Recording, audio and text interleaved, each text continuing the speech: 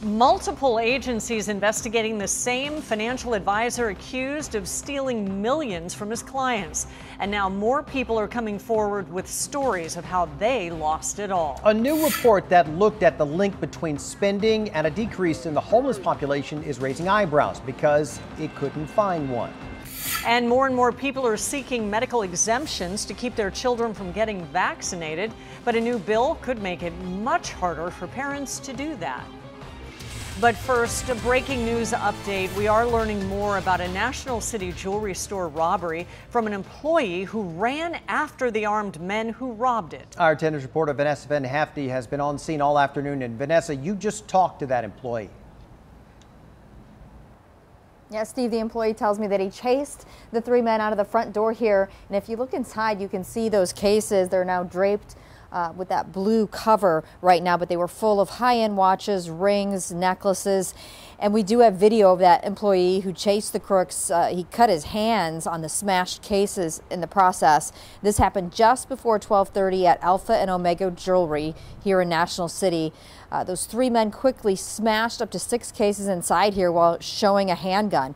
Police say the three men knew exactly what they were doing, stealing about $5,000 worth of jewelry. They're black males, all adults, all wearing dark hoodies. They were spotted running west out of the shopping center, according to that employee that chased them. They left behind a trail of jewelry and then slipped into a waiting car, possibly a gray BMW on North 2nd Street. The cops looked for them. They even had a helicopter. They looked for 30 minutes. They were not found.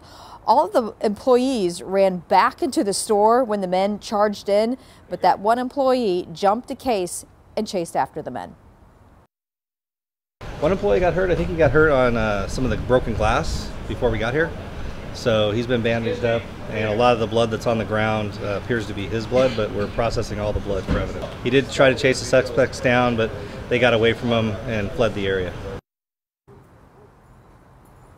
But he told me he did get a look at which direction they were going to. He was able to relay that to police. Police also pulled a lot of the surveillance video from a lot of the businesses around here, and right now they're combing through that looking for evidence. Reporting live in National City, Vanessa Van Hefty, 10 News. That could be very helpful. Vanessa, thank you. This is the latest in a series of smash and grab robberies at jewelry stores all around the area, all over the county. Today's in National City, back in January up in Carmel Valley, Mission Valley as well, and then in Hillcrest, you might remember.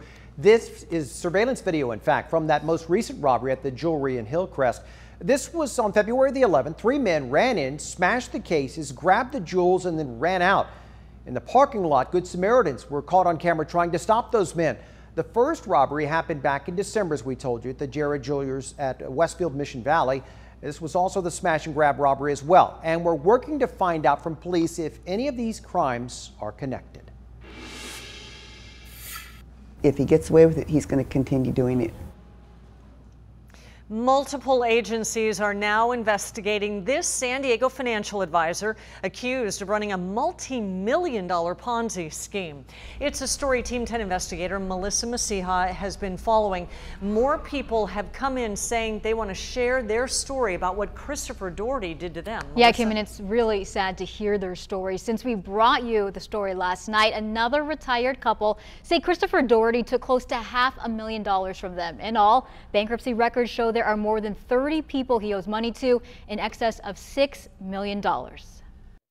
And he preyed on the elderly folks. Brian and Sharon Taylor worked hard, raised 2 kids. Brian served more than 20 years in the Navy. This is not the way they hope to spend retirement. We enjoyed our lives. We don't enjoy our lives anymore. Christopher Doherty was their neighbor. We got to know the family well. We'd go to parties. They started investing with him in the early 2000s. A few years ago, they moved money to Doherty's company, CNN Wealth, where he said they were investing in tax-free municipal bonds. About $450,000. In fact, it was actually invested in heavy equipment. When he told you that, what did you think? I couldn't believe it. They said this was all done without their knowledge. They learned this in October. He said, "Don't worry, you're getting your money back." And we didn't know that was the day after he filed bankruptcy. I interviewed 2 other couples blindsided by Doherty. Sharon and her husband invested about $30,000 with him, money for their grandkids. We have not received any funds back. Jerry and Diane said they lost more than $1 million to a man they once trusted. We can't even afford a burial plot at this point. The sheriff's department confirmed there is an ongoing criminal investigation into Doherty with at least 10 alleged victims so far, and that number keeps growing. They are all just good, really kind people who unfortunately trusted someone who was a licensed financial advisor and wasn't actually looking out for their best interest. Larissa Lazarus represents the Taylors in the Doherty bankruptcy case. In your opinion, was this elder financial abuse? I can't speak as to whether it was elder or financial abuse, but was he doing things that he was not supposed to be doing as a licensed financial advisor? Yes. In 2011, Doherty was charged for stealing money from a youth sports league. Records from the Department of Insurance show he took tens of thousands from the baseball league's account as their volunteer treasurer. He pleaded guilty to a misdemeanor, sentenced to probation. His insurance license revoked. If he gets away with it, he's going to continue doing it. And we don't want anybody else to have to go through what we've gone through. And just within the past hour, a sheriff's sergeant confirmed they've identified more than 30 potential victims in the criminal investigation. The SEC is also investigating Chris and his wife Narita for possible securities fraud. Now, after Chris pleaded guilty to that misdemeanor I told you about, he said he had a lapse in judgment. According to the Department of Insurance documents, we've tried to reach the Dohertys several times. We have not heard back. Melissa Messiha, Team 10. Heart-wrenching stories of those victims. Thank you, Mel. And if there is something you want our Team 10 investigators to look into, please let us know. Just send your stories to team10@10news.com. The Delmar father charged with paying nearly $500,000 in bribe money to get his children into USC was in court today. Toby McFarland walked in with his attorney. Team 10 investigative reporter Adam Recruzen tried to ask him questions, but McFarland did not respond. Mr. McFarland, what would you say to those families that had the kids that did not get into college? Today's hearing was just a formality to confirm McFarland's identity in what's being called the biggest college admission scandal in history. The indictment says that McFarland helped falsify his children's college applications by saying that they were both athletes. They were not. The former owner of a local TV station is also charged in the scandal.